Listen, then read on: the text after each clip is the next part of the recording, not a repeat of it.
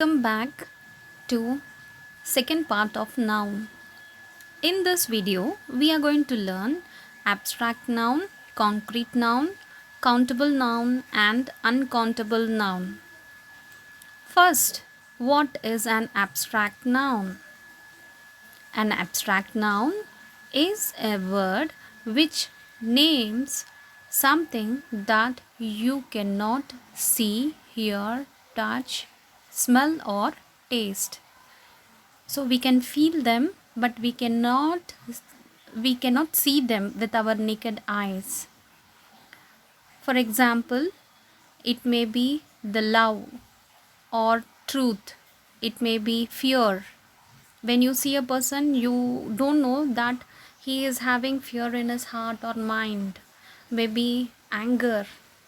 All this cannot be seen, but according to the situation, according to the scenario, or when you see a person's action, then you can identify that he is in pain, he is crying, he is very happy looking at the face. Yes, so this is how we can identify abstract nouns. So we have 10 sentences over here. That is, in each sentence we have one particular example. That is, we can see here the first one. We have to get out the truth of the matter. When somebody speaks, we don't know that he's speaking correctly or not. Whatever he says, you may believe it. So truth is an abstract noun. We cannot identify that it is correct or wrong. Mary, isn't it, the type of a person who gossips? Okay, you cannot see, but according to when a third person says that you have said something like that, then you can identify. People lost faith in banks. So faith is another word which is linked internally. That is, um, when you believe, it is a faith. When you don't believe, it is not a faith. Okay, so defeat, success, idea, fear, anger, strength, evil, all this will be coming under abstract noun. Intelligence, kindness, is a maybe goodness, all this will be coming under abstract noun. You cannot see a person's cleverness also. You cannot, if you see a person immediately, you can't say that he's a clever or a fool. Yes, so these are called as abstract noun.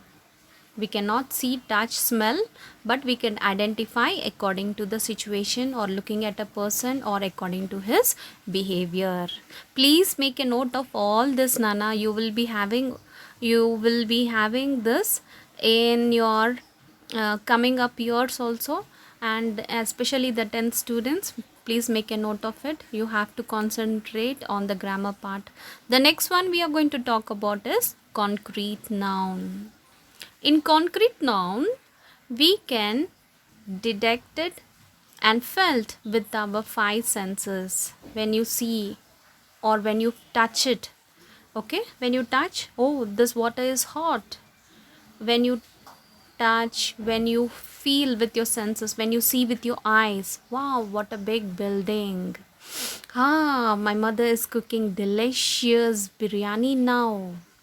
Okay, and taste, the tongue. Okay, oh, this is delicious ice cream, it is tasting. Okay, you smell, you taste it with your tongue. And when you listen, yeah, somebody is at the door, my father has come. So when the senses are there, when you are able to find with your five senses, it is called a concrete noun. For example, whale, tiger, nose, head. You can see all those particular things, isn't it? There are ample number of examples that are being given over here. So please try to identify, make a note of it. The things which we can touch, feel, smell, hear, or maybe all the senses which we are able to have are called as concrete nouns.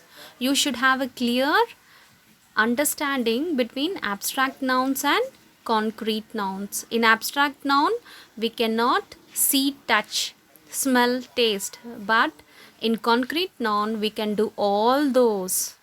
Okay.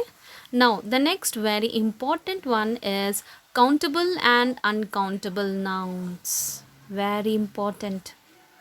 The things which we can count are called as countable nouns. For example, I can say, give me an apple, which implies one apple. There are 10 bags in a room. So I'm able to count those bags. How many bags are there? 10 bags are there in a room. When I'm able to count them, it is called as a countable noun. Where I'm not able to count, these are called as uncountable nouns. Whenever we use countable nouns, we have to use many. How many biscuits you want? How many schools have you visited today? Yes, so there is a table that has been given to us. It is able to distinguish between countable and uncountable nouns. Okay, you can take a singular or a plural verb. You can see the examples that are being given over here. These houses are very big, aren't they?